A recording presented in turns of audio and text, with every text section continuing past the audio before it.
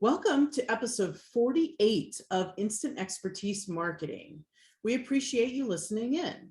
Today, Sherry and I are going to begin a 4-part series on how to tell your brand story. In this first part, we're going to share some reasons why you need to tell stories, how you should frame those stories, and even how to begin to craft your own story. I'm Yvette Brown, co-founder of X Promos. I became an entrepreneur at 23 by starting a promotions agency with my then 29-year-old business partner, Sherry Nomadi. Well, guys, that makes me Sherry Nomadi.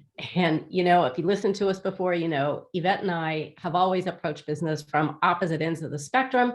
I think that's what makes us great business partners. And yet we always come to the same conclusions on how we always help our clients succeed.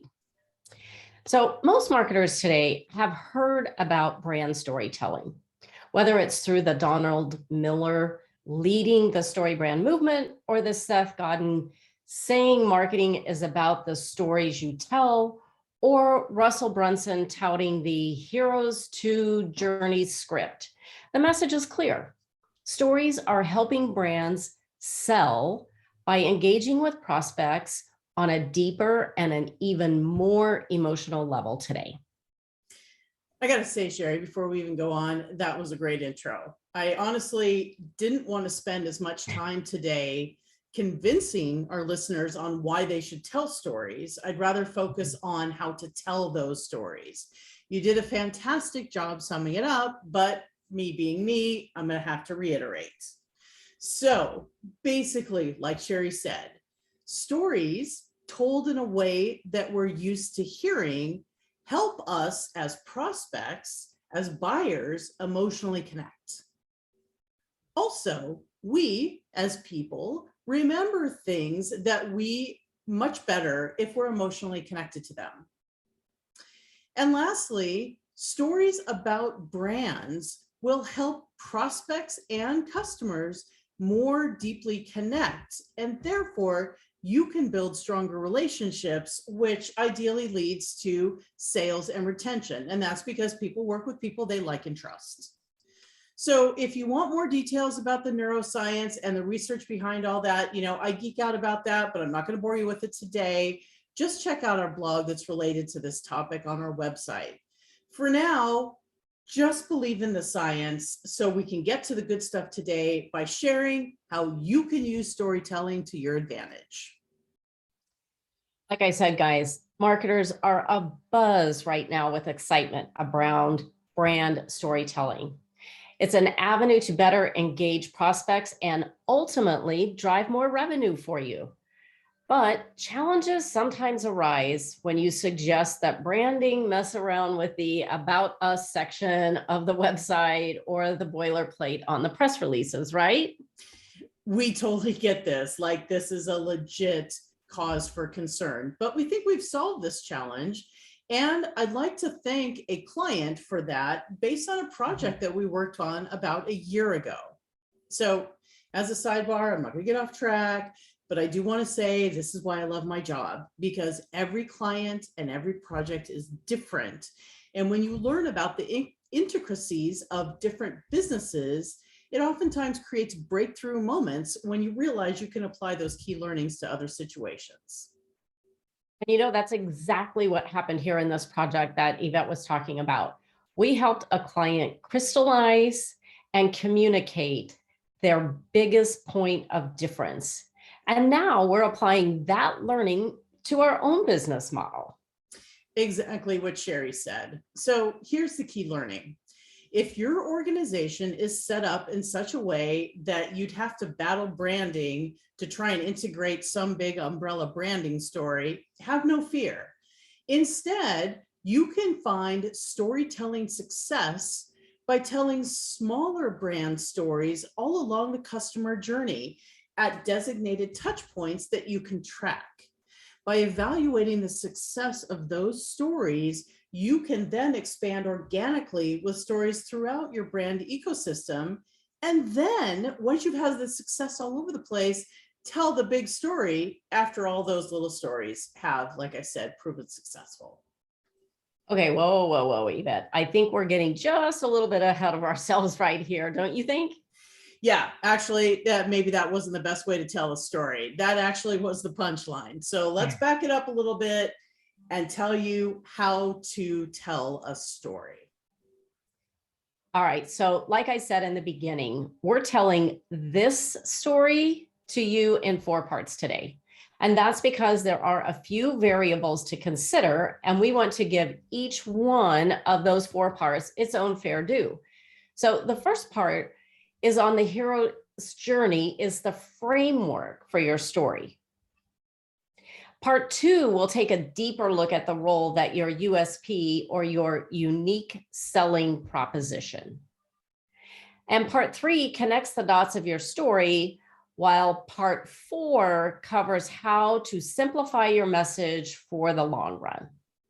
And just to clarify, since I'm the one that started by telling the punchline first, we're only going to address part 1 today. This is a lot to unpack. It's a lot to get your head around. So we're going to start out by talking about the hero's journey today.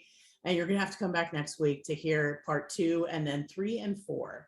So let's talk about that hero's journey. Long story short, the hero's journey is a tried and true Hollywood blockbuster movie plot that everyone can relate to. When you infuse a brand into that plot, you can resonate with prospects because you become part of their story. But how do you do that? First, here's the framework of the story. It starts with a character, the hero. All right, spoiler alert, you probably already figured it out, but your prospect is the hero, not your brand. Got it? Okay, Sherry, that is a huge spoiler right there. But the reality is you're totally accurate. If you want to engage with a prospect and become part of the story that's already going on in your head, which is what we're all trying to do as marketers along the way, you're going to have to accept that your prospect is the hero, not your brand. But there is a great part in the story that's still waiting for you as the brand. That's right. So, like I said, the prospect is the hero, and they've got this really big problem. In your story, you have to describe that problem on a very deep level. Your hero doesn't just want to save time, save money. They've got a problem that's much, much deeper than that, and a reason for wanting to do that. So you got to figure out and describe what that problem is in your story. And like Sherry said, basically that's the difference between a surface problem and what the deeper cause is behind that. And that's part of what you really have to get into when you're going to talk about the problem. But once you've identified this problem, the next thing that happens is your hero meets a guide. Congratulations, brand, you get the part. That is you. You are the trusted advisor to the hero. You are Sacagawea to Lewis and Clark. The guide's job in the story is to provide a solution that helps overcome the hero's problem. That solution comes in a form of a plan that you, Sacagawea, present, and then you call the hero to action. And when our heroes take that action, they find success. And more importantly, they avoid failure, because that's really what everyone wants to do. And at the end of the story, you can recap the hero's transformation from the pain they felt before the journey to that great joy that they feel after this journey with you. And that's it. That's the hero's journey. And you know, when you take a little bit deeper dive into these story plots and you take a look at it, you are going to be mind blown, because you're going to realize that every story and every movie you've ever watched follows this same pattern, and it's kind of crazy. But that aside, the thing is, when you're developing your story, while it sounds simple, it's kind of a challenge to complete this. And that's why really this is a 4-stepper process that we're sharing with you. We're going to cover some of those aspects in greater detail over the next few weeks. But in the meantime, We want you to be able to get started and create your own draft with prompts. And actually, you can do that for free at Donald Miller's site, which is mystorybrand.com. He's the guy who wrote the book StoryBrand. So like we said in the beginning, you may not be able to start with the umbrella brand story, but if you can, you will find that you can edit this story and serve 4 major purposes. And those 4 major purposes are: number 1, as the about section on your website, probably the most important one. And number 2, second most important probably, is the boilerplate section of your press releases. Number 3, it becomes the elevator pitch that every single employee uses to describe your company. And number 4, it can become your company tagline. So a great story from a tagline to about us will capture the essence of your brand and its unique selling proposition. Now, the final test is if you can swap out any company name and use that tagline that you've created and it still works, you haven't quite got there yet. You need a little more work on that, right, Yvette? Totally true. And the thing is, you need to accept that telling your story is a process. But once you get it done, it can serve as a reference point for all your other marketing messages throughout the customer journey and your buyer's journey. And speaking of customer journey, let's talk about how our listeners can create their brand story, even if branding isn't 100% behind the effort yet. Okay, that's a totally good point. So what we wanted to do to wrap up today is give you 7 baby steps you can take to tell your brand story without angering branding and going through an entire brand relaunch. So step 1 in that process seems maybe antithetical, but it's build your brand story anyway. You don't have to publish it, but trust us, by going through the process, you will get much better in touch with your brand and you will understand how to use the framework. So we recommend step 1, even it's in a secret notebook somewhere or on that secret drafted document, go ahead and get it started. Here's the thing, guys. You can tell many stories about your brand.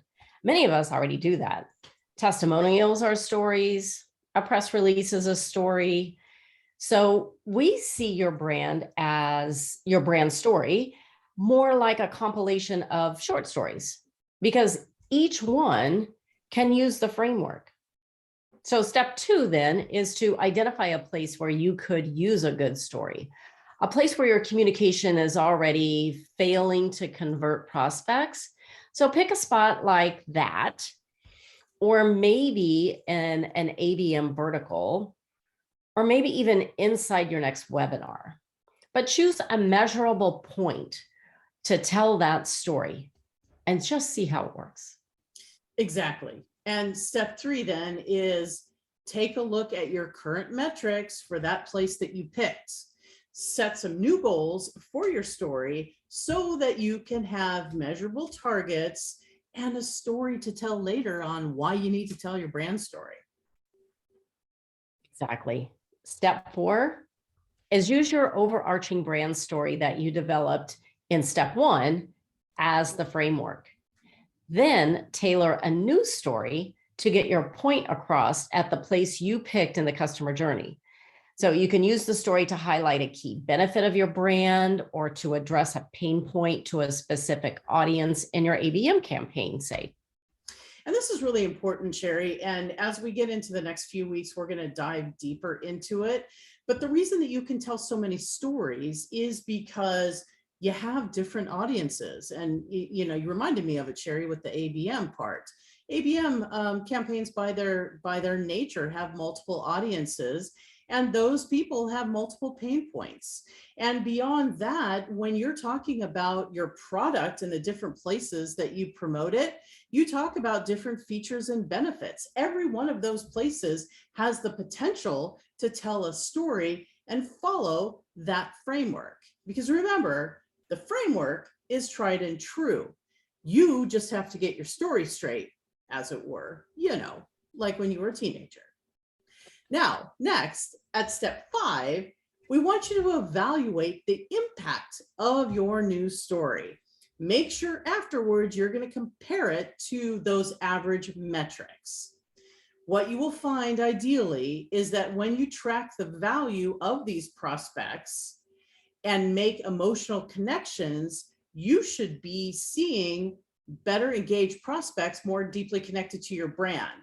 In a perfect world, and I know thanks to attribution, we can't always do this, but if you're in a situation where you can track prospects that came from your story all the way through to deals won, we expect that you're going to see better numbers, because once again, you told the story early on to connect and engage, and people are going to be more likely to remember and work and with people that they like and trust.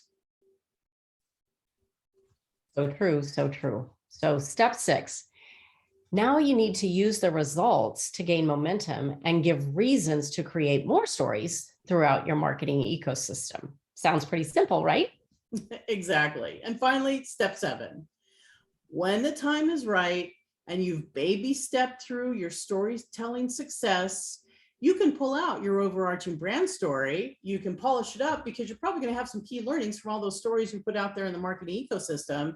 And then you can work with the branding team to get that thing launched.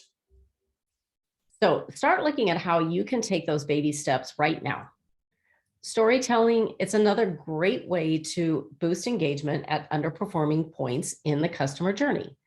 But like we said, storytelling can be a bit of a challenge if you're going to do it right. So next week, we're going to discuss part 2 of how to tell your brand story by examining the role of your USP, that's unique selling proposition, in that whole process. And in the meantime, if you are interested in accelerating the development of your own brand story, check out our special offer. I think it's below in the show notes, or you can reach out to us at xpromos.com. As always, guys, thanks for listening. Next week, the Instant Expertise Marketing Podcast will continue conversations in part 2 of how to tell your brand story as we deconstruct those USPs. And I'm telling you, you won't want to miss out on this one. See you then.